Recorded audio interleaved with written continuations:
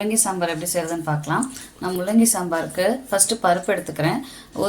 ஒரு டம்ளர் துவரம் பருப்புக்கு 1/4 டம்ளர் பாசிப்பருப்பு போட்டு நல்லா 1 மணி நேரம் ஊற வச்சுருக்கேன். ஸோ ஃபஸ்ட்டு நம்ம குக்கரில் பருப்பை வேக வச்சு எடுத்துக்கலாம். ஸோ இதோட 3 பல் பூண்டு, கொஞ்சம் சீரகம், மஞ்சத்தூள், ஒரு 1/2 ஸ்பூன் என்ன எடுத்துக்கன்னா விளக்கெண்ணெய் நல்லா வெந்து வரும். நமக்கு இதெல்லாம் சேர்த்துக்கலாம்.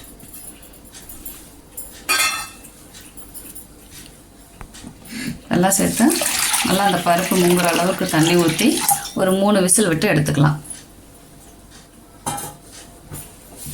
பருப்பு வெந்து வரட்டும். அதுங்களே நம்ம இதுக்கு தேவையான காய்கறியெல்லாம் நறுக்கி எடுத்துக்கலாம். ஒரு 10லேருந்து 12 சின்ன வெங்காயத்தை எடுத்து கட் பண்ணி வச்சுருக்கேன். ஒரு பச்சை மிளகா, கருவேப்பிலை, கொத்தமல்லி தழை, ஒரு பெரிய முள்ளங்கியை இந்த மாதிரி சின்ன சின்னதாக ஸ்லைஸாக இவ்வளோதான் இந்த தடிமனில் ஸ்லைஸாக கட் பண்ணி வச்சுருக்கேன். ஒரு தக்காளி, ஒரு பெரிய தக்காளியை கட் பண்ணி வச்சுருக்கோம். ஒரு பெரிய நெல்லிக்காய் சைஸ் புளி எடுத்து ஒரு 1/2 மணி நேரம் ஊற வச்சு அந்த தண்ணி எடுத்து வச்சுருக்கேன். அடுப்பு பற்ற வச்சு வடைச்சட்டி வச்சுக்கலாம். வடைச்சட்டி காயட்டும். பருப்பு 3 விசில் விட்டு எடுத்துட்டோம். நல்லா பருப்பு குழஞ்சி எடுத்து வந்தாச்சு. இப்போ இங்கே வடைச்சட்டியும் காஞ்சிருச்சு. எண்ணெய் ஊற்றிக்கலாம். எண்ணெய் காஞ்சிருச்சு. சும்மா கொஞ்சோண்டு வெந்தயம் பொறிக்க விட்டுக்கலாம்.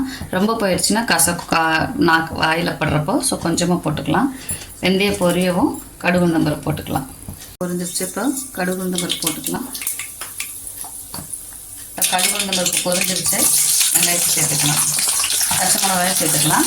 வெங்காயம் கண்ணாடி பதம் வர வரையும் வணக்கி விட்டுக்கலாம். கண்ணாடி பதம் வந்ததும் முள்ளங்கியை சேர்த்துக்கலாம். ஃபஸ்ட்டு நம்ம கண்ணாடி பதம் வந்துருச்சு. ஸோ ஃபஸ்ட்டு நம்ம என்ன சேர்த்துக்கலாம்னா முள்ளங்கி சேர்த்துக்கலாம். முள்ளங்கி சேர்த்து நல்லா வணக்கிட்டோம்னா அந்த முள்ளங்கி சாம்பார்லேருந்து வர வாசம் கம்மியாக வரும். நமக்கு ரொம்ப அந்த வாடை வராது. அதனால் ஃபஸ்ட்டு முள்ளங்கி போட்டு நல்லா சுருளை வணக்கிக்கலாம். முள்ளங்கி பார்த்திங்கன்னா நல்லா வணங்கி முள்ளங்கி நல்லா கண்ணாடி பதம் மாதிரி வந்திருக்கும். ஸோ இந்த டைமில் நம்ம தக்காளியை சேர்த்துக்கலாம். இப்போ சாம்பார் பொடி சேர்த்துக்கலாம். தக்காளி எல்லாமே வணங்கிடுச்சு. சேர்த்துட்டு இதுக்கு தேவையான உப்பு சேர்த்துக்கலாம். குழம்புக்கு தேவையான உப்பையும் சேர்த்துக்கலாம். 2 பேரத்தை பரட்டிட்டு நம்ம எடுத்து வச்சுருக்க புளி தண்ணியை சேர்த்துக்கலாம். இப்போது நல்லா கொதிச்சு வருது. இந்த சமயம் நம்ம பருப்பு சேர்த்துக்கலாம்.